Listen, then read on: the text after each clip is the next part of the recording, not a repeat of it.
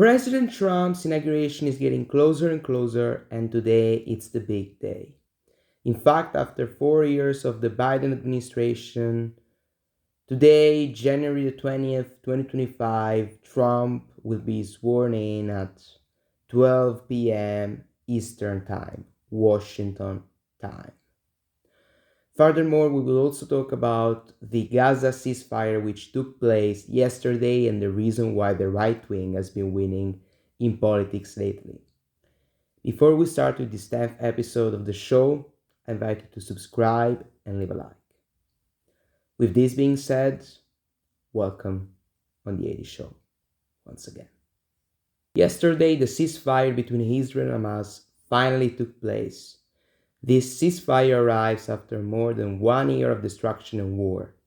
In fact, after the terrorism of Hamas, which we saw on October the 7th, Israel responded by, in my opinion, waging genocide towards innocent Palestinians.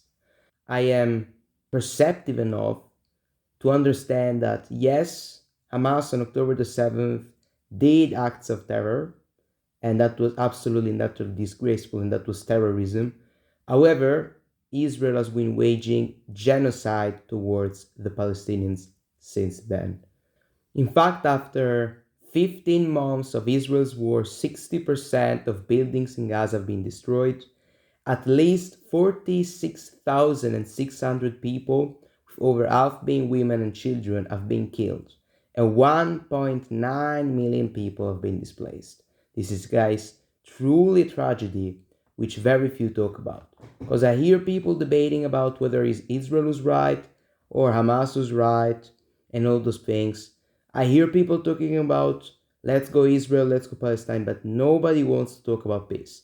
And in spite of Trump being so insanely pro-Israel, and it's too much in my opinion, in spite of Trump being in favor of a war criminal, because Netanyahu, whether you like him or not, is a war criminal, despite all of this, that's why I supported Trump, because he is pro-peace, which is the thing that truly matters. All of this has come after Hamas murdered at least 1,200 people, kidnapped and injured many others on October the 7th. Although temporary, I believe that this ceasefire granted by Trump's team represents his strength and strong leadership. In fact, despite Biden taking credit for the ceasefire, it is clear from Netanyahu's and Hamas statements that only thanks to Trump's action this ceasefire was made possible. From the moment he was elected, President Trump has been involved in the mission for the release of our hostages. He spoke with me Wednesday evening, Netanyahu said in a Saturday statement. So as I said, guys, the Prime Minister of Israel himself confirms that without Trump, this deal wouldn't have been made, and such an agreement with Hamas wouldn't have been reached. The Gaza ceasefire agreement would not have happened without Donald Trump. Former Hamas Health Minister Bassem Naim told Al Arabiya, the agreement would not have been reached without pressure from the Trump administration. The Trump administration exerted the appropriate pressure on Netanyahu. As I told you guys, the reason I'm supporting Trump is because in spite of being pro-Israel, which is something I am not in favor of, in spite of being pro-AIPAC, in spite of all of this, he is still forcefully pro-peace and against the massacre of innocent people. And that's the reason I believe why Trump should have been supporting this election and has to be supported in his endeavors to secure peace. And he will try to secure peace in Ukraine, which is going to be harder, but I think he'll make it in the end. From these statements, we can obviously understand President Trump's importance in this deal. The ceasefire between Israel and Hamas will last for 6 weeks, and after 50 days, Israeli troops will have totally withdrawn from Gaza. In the meanwhile, America, Israel, and Hamas will negotiate for a second and third phase and for a total ending of this brutal war. Trump's second term is about to begin, and today's inauguration will go down in history. The president has told America through a post on Truth Social that the inauguration will be held inside and that he will take the oath of office inside of Capitol Rotunda, like at the time President Reagan did in 1985. So Trump, through his very famous Truth Social, has decided that he will take the oath of office inside We'll go down the reasons why that's happening, and I think the reasons are clear. And I think he made the right choice, even though I understand that it is extremely disappointing that hundreds of thousands of MAGA people will not get to see the inauguration and will have to see it through a television screen. I understand the disappointment, especially from the people whom have traveled all the way from all parts of America to witness this extraordinary and historic moment. I understand their disappointment, of course, because they absolutely traveled to DC just to see Trump sworn in and they won't say it. I understand all of this, but I think that security has played a big role in all of this, and we will go down that now. As I said, Trump wrote on Truth Social, "I don't want to see people hurt or injured in any way. Therefore, I have ordered the inauguration address, in addition to prayers and other speeches, to be delivered in the United States Capitol Rotunda, as was used by Ronald Reagan in 1985, also because of very cold weather."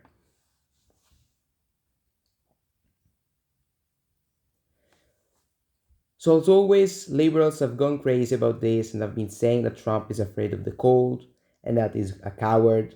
Frankly, I believe that this is bullshit, and liberals are just crying because they lost, as they always do, for the record. I think that the reason why Trump decided to move this inauguration inside is because of security concerns.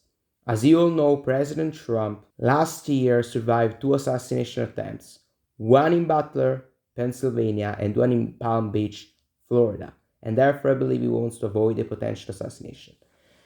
So Democrats have been crying as always, because Democrats tend to cry a lot. And as you know, I have been a person who's been criticizing both sides. I'm not somebody who's totally biased. Of course, I'm biased towards Trump in this show. I mean, that's clear. It's undeniable. I would be a fool to deny that. However, I'm also professional enough to understand that sometimes both sides ought to be criticized, and that's what I do, frankly. And Democrats have been crying about, oh, Trump's afraid of the cold. Guys, Trump ain't afraid of the cold. Trump got shot and screamed after getting shot. What the hell are you talking about? Like, this is complete nonsense. And then the Democrats wonder why they lose, and we will go down that later in the video. The Democrats lose because of this kind of nonsense. Everybody knows that Trump moved his inauguration inside because of security concerns. Guys, they are trying to kill this guy ever since he entered politics. You think that because of cold, he moved his inauguration inside? He clearly didn't do that because of cold. He did it to avoid assassinations, to avoid potential shooting. And I understand that perfectly, although it's disappointing, and I can't deny it is, especially if we talk with people that have traveled, as I said, thousands of miles, hours, days to get to DC from Florida, California, and all over the country just to see Trump sworn in, and then they have to say it from the TV, irrespective of the fact they've traveled. So I understand why they're disappointed, and they're right in their disappointment. However, I do also understand extremely well that security is the reason why Trump has moved his inauguration outside. Let's now move on to the last topic, guys, because it's a pertinent and important one. So other than these two big topics, today I want to talk about the reason why the left wing has been losing against the right wing in the last decade in particular.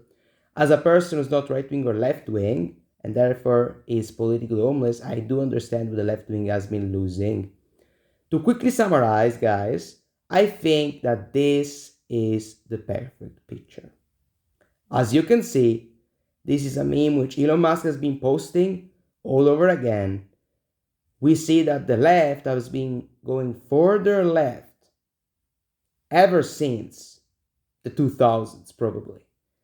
And a person like me, who's a centrist, who probably would have voted Democrats 20 years ago, looks like a Republican now, which is not what I am. I can assure you I'm not a Republican. I'm not the typical Republican. I'm not one of those guys. By the way, I'm not even criticizing traditional Republicans, which are fine by me. I'm just saying, a person who's a centrist like I am, a person who doesn't have a political bias when it comes to Democrats and Republicans, has been alienated by the nonsense and craziness these Democrats have been pushing. My problem isn't with the progressives, my problem is with the Democratic Party and their insanity, guys. This is insane, dystopian, tyrannical stuff That's what they've been pushing. It is reprehensible and it should be called out at all costs. This meme, which has been published and reposted by Elon Musk tens of times, is totally spot on, and it's the reason why the left wing has been losing. And left wingers need to understand this. And I, guys, praise Cenk Uygur, who's a person I don't agree with on many topics. I praise him for calling out relentlessly and endlessly the democratic establishment, and he is absolutely spot on when he does it, because that's the reason why Democrats have been wrecked and were wrecked in last year's election. They need to learn a lesson. If they don't, right-wing politicians will dominate politics for the next 20 or 30 years. I'm telling you this, and the reasons for that will be examined in today's video. As I already said, this is what has happened to me and many people politically, I believe. The left's rhetoric about issues such as DEI, diversity, equity, and inclusion, for people who are not as familiar as me with this particular topic, woke ideology, and immigration, has alienated a part of their base. Guys, progressives, not extremists, don't believe in DEI. Progressives don't believe in hiring people based on their gender, based on the color of their skin. Normal progressives believe in hiring people based on their competence. And I believe in giving everybody a shot. I'm not saying we shouldn't hire women. I am saying we should hire people based on competency. And there are jobs which require force and strength. And I am not going to lower the standards for women to be represented. If there is no woman who's strong enough to be a firefighter, there should be none. There should be no women. As much as this might be misogyny for some of you, I don't know, it might be, I'm guessing. It's the way I feel. And if there are jobs, and there are, where men are way less competent than women are, we shouldn't lower the standards for men just to have them being represented. No, we should just hire women because they are more competent. It's the way it should be. And most people, most left-wingers agree with me. DEI means death. Woke ideology means death. Woke means shit. And that's what Trump says, and he's spot on about it. Everything woke turns to shit, okay? Sure. The left has been pro-man in women's sports, pro-mass immigration, illegal immigration, and pro-woke ideology. I feel like JD Vance's clip with Joe Rogan perfectly summarizes where Trump won. I wouldn't be surprised if me and Trump won just the normal gay guy vote, because, sure, again, they just wanted to be left the hell alone. So Trump maybe didn't win the normal gay vote, but he certainly won over many of them because the left alienated them. Other than alienating its base with far-left, draconian, tyrannical, and dystopian censorship and policies, the left has also completely and utterly refused to unite to any extent. In fact, if you disagree with the left 5%, you will be called a bigot and a racist by them. On the other hand, if you agree with MAGA 5%, you will be welcomed in their movement. And this tells a lot, guys. The reasons the right wing has been winning elections against the left are a more united party and electorate, more reasonable moments and policies, less extreme and outlandish policies. Those are three main reasons. If things keep going this way, the right wing will keep winning every election and dominate politics. And frankly, guys, I'm only afraid. Again, I'll be totally honest. I am not a right-winger. I consider myself to be center. But the problem is that the left wing has gone so crazy that I am now right-winger. I am now considered right-winger. I would even be considered far-right by some people, which is obviously crazy and nonsense. Nonsense. Of course, if the Overton window shifts towards the left so much, then yes, I am far right, but I guess that everybody who's not a communist is far right, isn't it? So that's the problem the left has been facing, and it has to change or they will keep getting wrecked. And guys, I also believe that the left's extremism will backfire, and I believe that Gen Z is the most right-wing generation out of the last ones. I myself isn't even one of the right-wingers, as I said. We've got way more right-wing members of Gen Z, and they've been radicalized by the left's incompetence and especially by immigration, which has been completely out of control. People are getting tired of seeing their countries demographically change and not look the same anymore.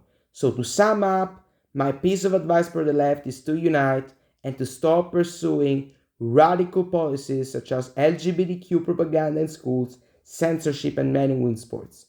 No sane person believes that we should teach kids that men can chop their balls off and become females. That's asinine, that's draconian, and I will state this again as I did in the last video. Every doctor who allows a kid to transform and go through such a surgery should be jailed for their life, because that's basically mutilation. Whether you like it or not, I call it like it is. If you take a man who's 6'4", 250 pounds, and make that person transform into a woman, that woman, it's not a woman clearly, will beat the living fuck out of all the other women. And I believe in women's rights, and I believe in the right women have to have sports which are not hijacked and dominated and wrecked by men. And all women should do the same. All the women fighting against this bullshit are heroes, and I defend all of them. To close this video, guys, I wish you all the best in this upcoming Trump administration.